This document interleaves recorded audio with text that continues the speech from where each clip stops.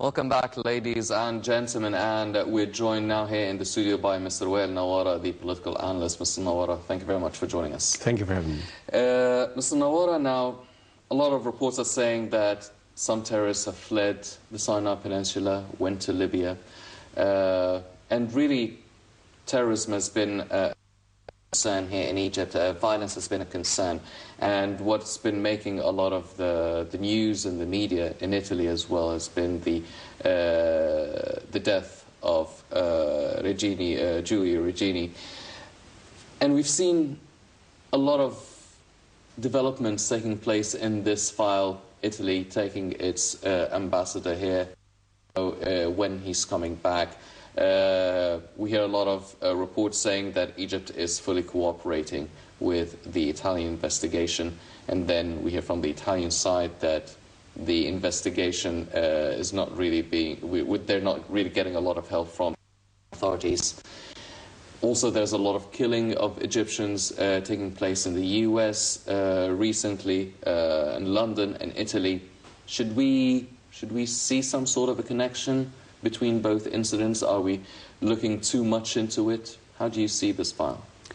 Well, I think the first point you mentioned, terrorists fleeing Sinai to Libya, I would say that this is a sign. I would not say it's a good thing. At the end of the day, it's important to us, and whatever happens in Libya spills over to Egypt. Definitely. But fleeing from Sinai to somewhere else, to Libya, let's say, it's an indication of I think, defeat or imminent defeat of the terrorists. They probably feel that the circles are getting tighter on them. I hope that this is the case, because Sinai was really a strong foothold for the terrorists, I think, since 2011, you know, the gas, yes, pipelines, the explosions, and so on. So now the reversal of fortunes, let's put it this way, I think it's good news for Egyptians, but of course we have to help also our brothers in Libya to combat terrorism there. Do you think that it has any sort of connection to the unfortunate death of the 8 policemen who were murdered the day before? It's possible that we can imagine a scenario. I mean, we don't really know the information. We can imagine a scenario whereby some of the terrorists from Sinai came to Cairo to undertake this criminal, heinous act, killing the Egyptian soldiers. And after that, they had to flee, and it was the easiest route to them. When we can imagine a scenario, but we really don't know. Yes. Well, do you see any sort of connection between the death of Egyptian citizens in the US, Italy, and London, and the death of the Italian student here in Egypt, Giulio Regeni? Quite honestly, I don't really see the evidence of a connection, although a connection could be you know, hypothetically made.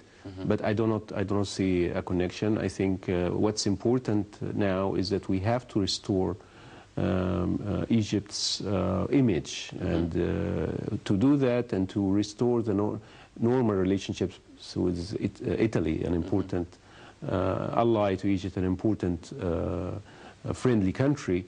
I think we really need to start a new page in this investigation. We've seen quite a bit of confusing reports, and I think we have to look at this issue from the eyes of the Italian people as well. That they saw some of the, you know, the news about members of a gang which is specialized, you know, so-called specialized in, you know, in robbing foreigners and so on. I think the whole thing was not handled, you know, in a competent manner. I really hope that we acknowledge our mistakes and try to correct the situation, because it's not just about Italy. You know, he was a student, a graduate student in Cambridge University, a very important university, a leading university, which means that we can face you know, kind of negative repercussions from other universities around the world for that, as we have seen some of this evidence for some of this happening. So I really think we should take it very seriously and try to come up with the truth, even if it's embarrassing. You know, the truth, even if it's embarrassing, if it's an embarrassing truth, we, you know, make accountable whoever is responsible. We apologize. We, you know, try to right or do the right thing. But I think trying to cover up only just, you know, takes us our denial takes us more and more into more lies, more mistakes, less credibility. So even if we have the truth, eventually it's possible nobody will believe it. So we really need to get out of this mess as soon as possible. Yes. Mr. Nawara, you've mentioned the repercussions it could have on many universities around the world, but also it could have repercussions on a lot of European countries. Absolutely. Well, Italy is the #1 trading partner, European trading partner with Egypt. Having such ambiguity and transparency in such an important investigation. I mean, they're not judging, but at Facebook or social media, there is an official cooperation between the investigative institutions in Egypt and Italy. Yet things are unclear, and yet the Italian ambassador is not back to Egypt. How soon do you think this situation could be resolved? Because it's been on for a while now. I think the situation will be resolved when we decide to resolve it. I think that I'm sure that Egypt is able to, at least the authorities are able to change the style. I'm not, you know, sometimes some mysteries, they remain unlocked. They remain for years, for decades even. Like the mystery, for example, of President Kennedy's assassination. Now, over 50 years, and still there are, you know, speculations and rumors and so on. But the way that the investigation is carried out, the way that the information is shared, the, you know, avoiding such, you know, embarrassing events as the killing of 5, you know, members, and saying that they were members of some gang, and killing them on site. You know, all of these things, I think, was really counterproductive. So the minute we decide that we really want to end this, it means that we are ready to take charge of the situation, even with some losses, even with some loss of face, even with some, you know, maybe some of the people who are responsible for this, whether by negligence or by, you know, whatever, malpractice or whatever it is, they are brought to justice. But continuing this, I think, continuing this style of evading the problem, I think that the Italians, by the way, they are very close to Egyptians in the sense that they are street smart. So they can smell, as they say, they can smell a fish. You know, they can smell a rat whenever there is a story which doesn't add up, doesn't make sense. So I think we need to be careful now and come out clean with this, even if it means that we have to come out and admit some of, you know, some mistakes that may have happened or whatever, and try to correct what has been happening so far. Well, do you think this can have any sort of effect on the UN Security Council that Egypt is heading for this month now? Of course, I mean, at the end of the day, the public opinion, the global public opinion is a sum of whatever we do, and is a sum also of the news that's been covered coming out of Egypt. And unfortunately, you know that no news is good news. So whenever there are news, the news is about, you know, embarrassing things, often, or explosions, or this or that, or loss of control over some area. So we really need to play this by points. So we need to look at the major which are causing us embarrassment before the public opinion, the global public opinion, the world public opinion, and start to target these points. Like just I think yesterday or the day before yesterday, Washington Post came up with very, you know, damaging editorial about Egypt, and it just goes on and on. We really need to start tackling some of these issues, including, for example, this the press syndicate, you know, issue.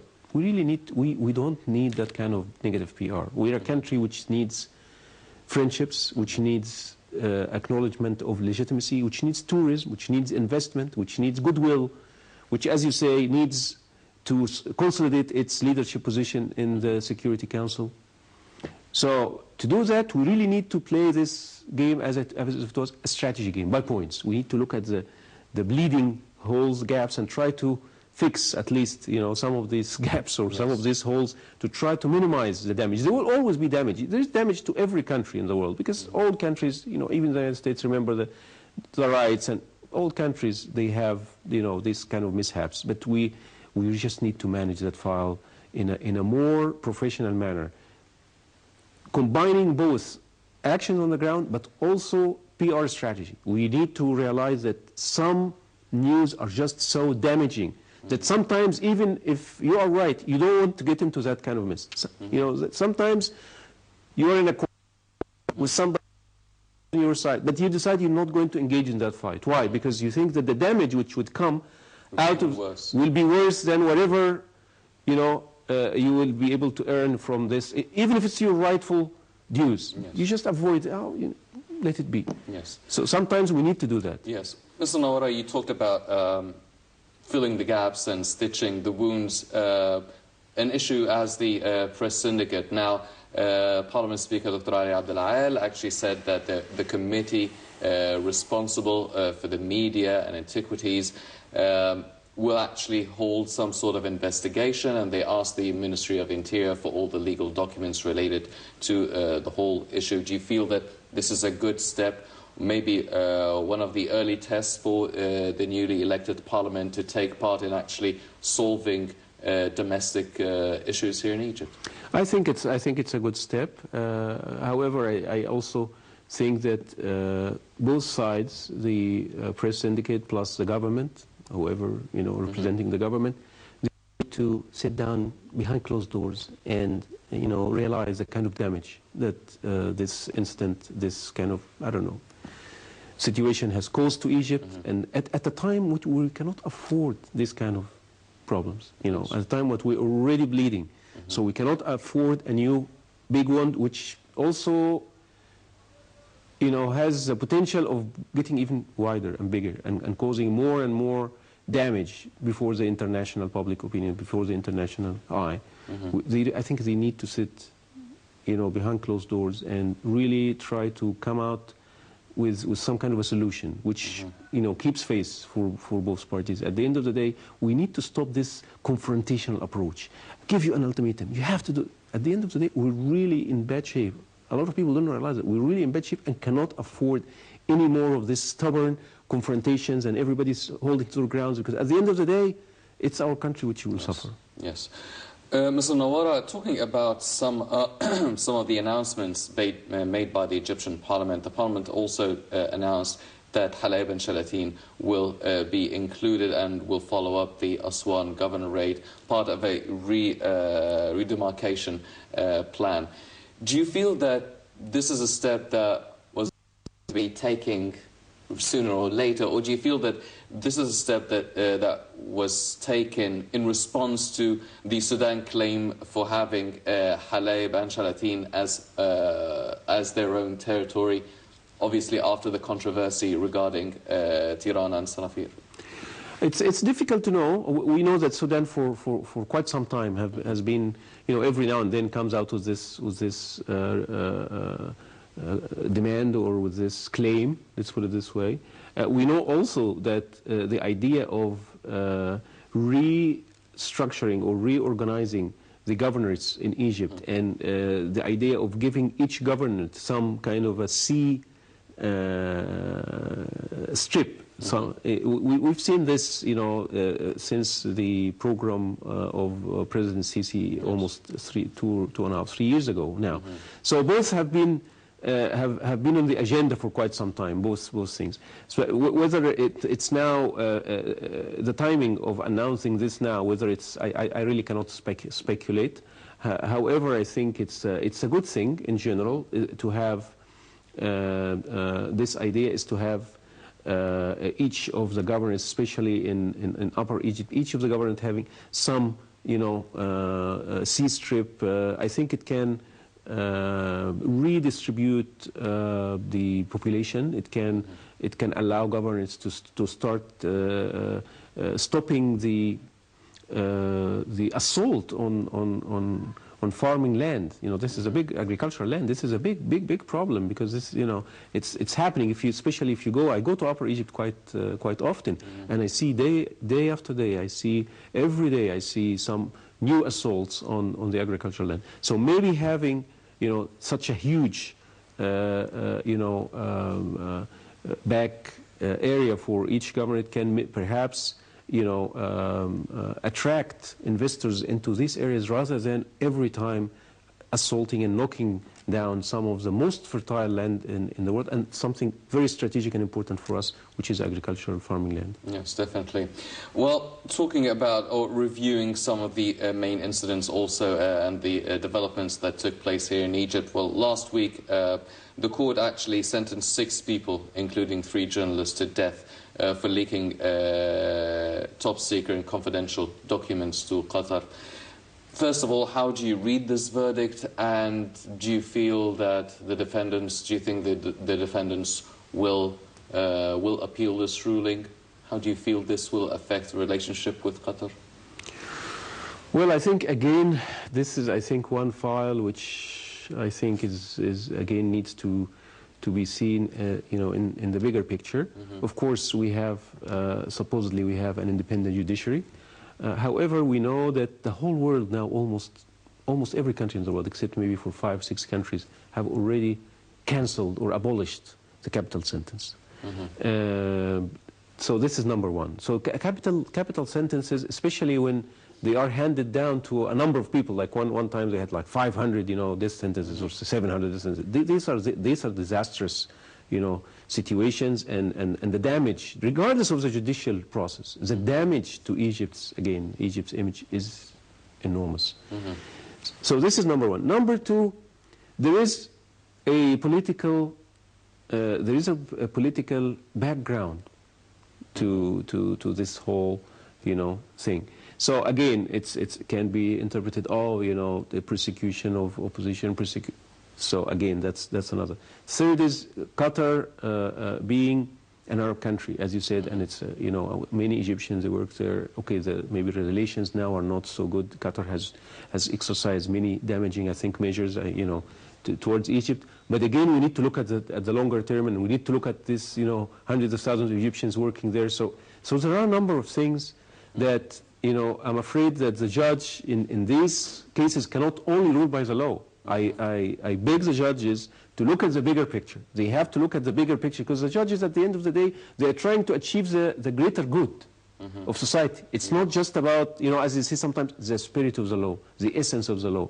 So they really, I think that the judges and whoever they are, you know, deliberating with, I think we need to take the bigger picture and the bigger interest, the greater interest of Egypt. We need also not to rush into all of these confrontational, you know, sentences, which sometimes cause revenge, as you have seen. A few days later, we've seen, you know, unfortunately, the assassination or the assault on the lives of 8, you know, soldiers. So we really need to be, I think we really need to be more tactful, even when we are working with the law, because at the end of the day, this is not a purely legal matter. This is a legal matter, but it concerns PR, it concerns Egypt's greater international interest, it concerns political stability, it concerns many other things. So the judge here really needs to take the greater good into the picture. And I don't want to interfere with judicial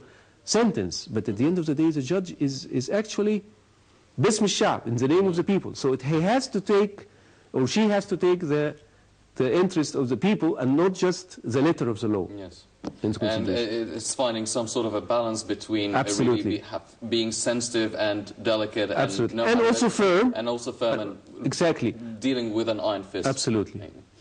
Ladies and gentlemen, a lot of the developments taking place here in Egypt will be witnessed here on Nile International. Unfortunately, that's all the time we have for this edition of the Daily Debate. But before we go, I'd like to thank our very distinguished guest, Mr. Wael Nawara, the political analyst. Mr. Nawara, always a pleasure having you with us. Thank you. Thank you very much. Sir.